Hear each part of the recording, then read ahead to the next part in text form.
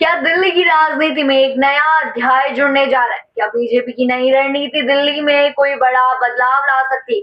और सबसे बड़ा सवाल, क्या रेखा गुप्ता दिल्ली की सबसे पावरफुल मुख्यमंत्री साबित होंगी? नमस्कार, मैं हूँ राधा राणा और आप देख रहे हैं आर्यभट्ट टाइम्स। आज हम बात करेंगे दिल्ली की राजनीति में आए सबसे बड़े बदलाव की। दिल्ली की नई मुख्यमंत्री रेखा गुप्ता, यह कोई आम फैसला नहीं है, बल्कि भारतीय जनता पार्टी ने इस फैसले को बहुत सोच समझ कर लिया है। 27 साल बाद जब बीजेपी को दिल्ली में मुख्यमंत्री पद मिला, तो यह पद एक बार फिर महिला को दिया गया। इससे पहले दिल्ली की महिला मुख्यमंत्री सुषमा स्वराज थी और अब बीजेपी ने रेखा गुप्ता को यह बड़ी जिम्मेदारी सौंपी। लेकिन सवाल ये है कि क्या रेखा गुप्ता सुषमा स्वराज से भी ज्यादा ताकतवर साबित होंगी? क्या यह फैसला दिल्ली की राजनीति में नए समीकरण गढ़ने वाला है?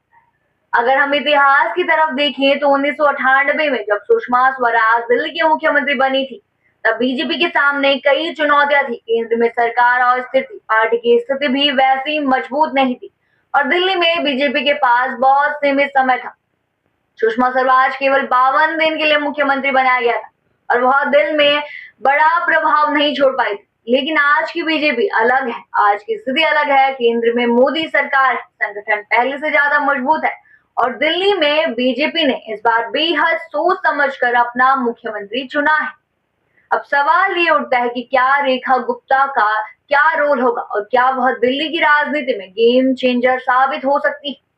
दरअसल रेखा गुप्ता बीजेपी की बहुत पुरानी नेता है और संगठन में उनका कद काफी बड़ा है।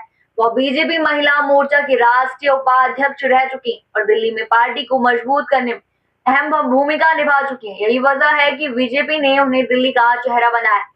पार्टी ने उनके नाम का ऐलान कर और साफ कर दिया है कि दिल्ली में वह एक लंबी रणनीति के तहत खेल रही हैं। अब यह देखना दिलचस्प होगा कि रेखा गुप्ता किन मुद्दों पर फोकस करेंगे। दिल्ली में बीजेपी ने हमेशा बड़े बड़े वादे किए। फ्री बिजली, पानी की राजनीति के खिलाफ बीजेपी हमेशा खड़ी रही। यमुना की सफाई और प्रदूषण नियंत्रण को लेकर भी बीजेपी की रणनीति अलग रही। लेकिन सवाल ये है कि क्या रेखा गुप्ता इन मुद्दों पर आम आदमी पार्टी को चुनौती दे पाएंगी? इसके अलावा दिल्ली की राजनीति में एक और बड़ा सवाल ये है कि क्या बीजेपी की यह रणनीति 2025 के विधानसभा चुनाव की तैयारी? राजनीतिक विश्लेषकों की माने तो बीजेपी ने यह फैसला लंबी रणनीति के तहत लिया है। बीजेपी चाहती है कि दिल्ली में उसका संगठन मजबूत हो और उसे 2025 के चुनाव में फायदा मिले। लेकिन क्या बीजेपी की और रणनीति कारगर होगी? क्या रेखा गुप्ता अपने फैसलों में दिल्ली की जनता को प्रभावित कर पाएंगी? और सबसे बड़ा सवाल, क्या वह सुषमा स्वराज से भी ज्यादा ताकतवर मुख्यमंत्री साबित होंगी? आने वाले समय में इन सभी सवालों के जवाब मिले। फिलहाल हमें आप अपनी राय कमेंट सेक्शन में जरूर बताइए कि क्या बीजेपी का यह फैसला दिल्ली की राजनीतिक स्थिति बदल सकता है।